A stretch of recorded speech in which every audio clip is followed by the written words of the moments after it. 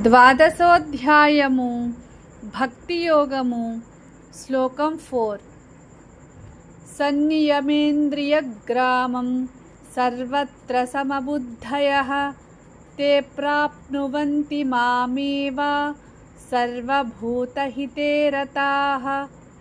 తెలుగు తాత్పర్యం: ఎవరు తమ ఇంద్రియాలను నియంత్రించి సమభావంతో అన్ని ప్రాణుల పట్ల మంచిని కోరుకుంటూ నిరాకార బ్రహ్మాన్ని ధ్యానిస్తారో వారు కూడా చివరికి నన్నే చేరుకుంటారు అని శ్రీకృష్ణుడు చెబుతున్నారు. ఈ శ్లోకం ద్వారా భగవంతుడు సమత్వ భావన, ఇంద్రియ నియంత్రణ మరియు సమస్త జీవుల పట్ల దయ వంటి గుణాల ప్రాముఖ్యతను తెలియజేస్తున్నారు.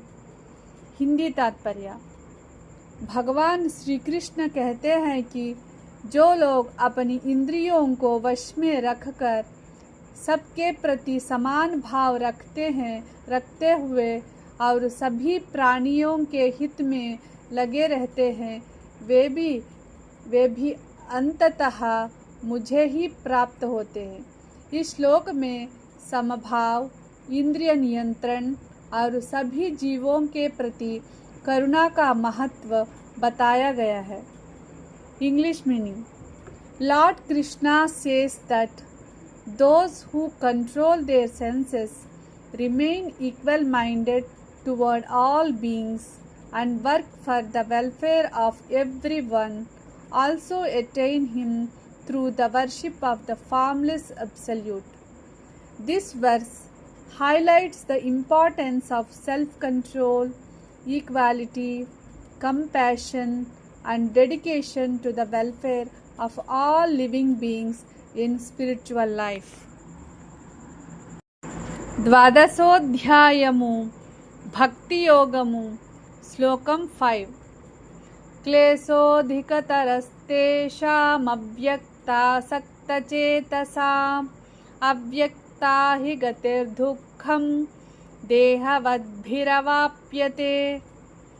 తెలుగు తాత్పర్యం: నిరాకారమైన అవ్యక్త బ్రహ్మంపై మనస్సును నిలిపేవారికి సాధన చాలా కఠినమని శ్రీకృష్ణుడు చెబుతున్నారు. శరీరంతో జీవిస్తున్న మనుషులకు అవ్యక్త స్వరూపాన్ని ధ్యానించడం సులభం కాదు. అందువల్ల భక్తితో భగవంతుని సాకార రూపాన్ని ఆరాధించడం సాధారణ మనుషులకు మరింత సులభమైన మార్గమని ఈ శ్లోకం సూచిస్తోంది. हिंदी तात्पर्य: भगवान श्री कृष्ण कहते हैं कि जिन लोगों का मन अव्यक्त निराकार ब्रह्म में लगा होता है, उनके लिए साधना अधिक कठिन होती है. शरीरधारी मनुष्यों के लिए निराकार स्वरूप का ध्यान करना आसान नहीं है. इसलिए भगवान की साकार भक्ति सामान्य लोगों के लिए अधिक सरल और सहज मार्ग माना गया है. English meaning: Lord Krishna explains that for those whose minds are attached to the unmanifest, formless Absolute, the path is more difficult. For embodied beings, meditating on the invisible and impersonal Brahman is not easy.